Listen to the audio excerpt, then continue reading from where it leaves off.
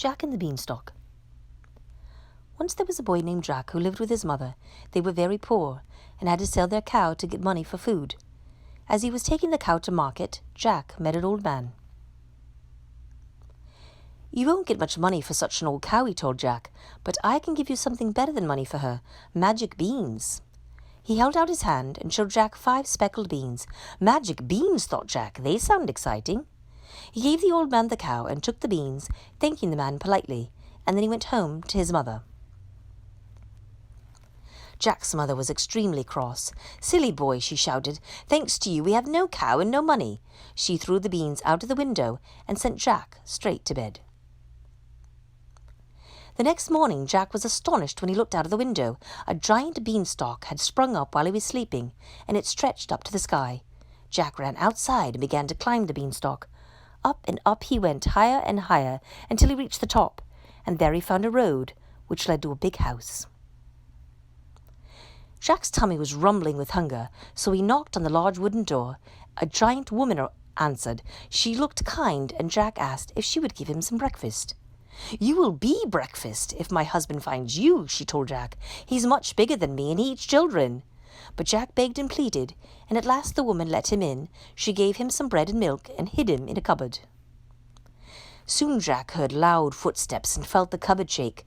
The giant man was coming. Jack heard him roar, "Fee-fi-fo-fum, I smell the blood of an Englishman."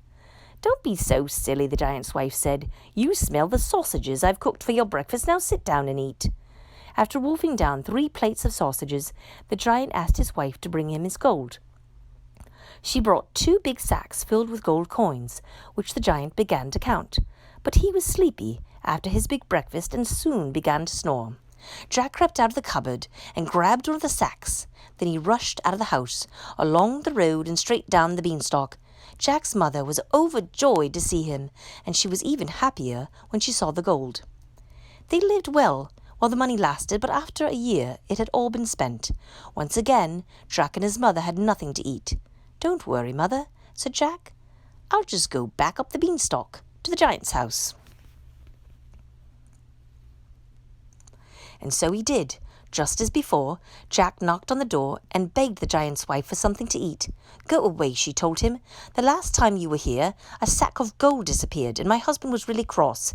But once again, Jack begged and pleaded, and at last she let him in. She gave him some bread and milk and hid him in the cupboard.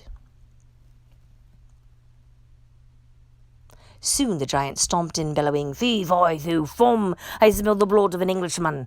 "Oh, nonsense," said the giant's wife. "You smell the soup I've cooked for your lunch." Peeping through the crack in the cupboard door, Jack saw the giant slurp down a big barrelful of soup and heard him tell his wife, "Bring me my hen." She put a fat, red hen on the table, and the giant shouted, "Lay." To Jack's amazement, the hen laid a golden egg. Jack waited until the giant was asleep, and then he jumped out and snatched the hen. Fast as lightning, he dashed out of the house, along the road and down the beanstalk. Jack and his mother lived very well on the money they made from the hen's golden eggs, but Jack wanted to climb the beanstalk one last time. He knew the giant's wife would not let him in again, so, when she wasn't looking, he sneaked into the house and crawled into the cupboard. Before long, the giant came crashing in. "Fee-fi-fo-fum, I smell the blood of an Englishman," he thundered. "You smell the steaks I've cooked for your dinner," his wife said, and she put a platter of thick, juicy steaks in front of him. After gobbling up the steaks, the giant took out a golden harp and said, "Sing." The harp played a gentle lullaby, and soon the giant was fast asleep. Jack sprang out, took the harp, and began to run, but the harp cried, "Master, master!" And the giant woke up. With a roar, he leapt up and ran after Jack. Holding the harp tightly, Jack ran for his life. As he scrambled down the beanstalk, he yelled, "Mother, mother, bring the axe!" Jack took the axe and started to chop down the beanstalk, and the giant quickly climbed back up to the top before it snapped in 2.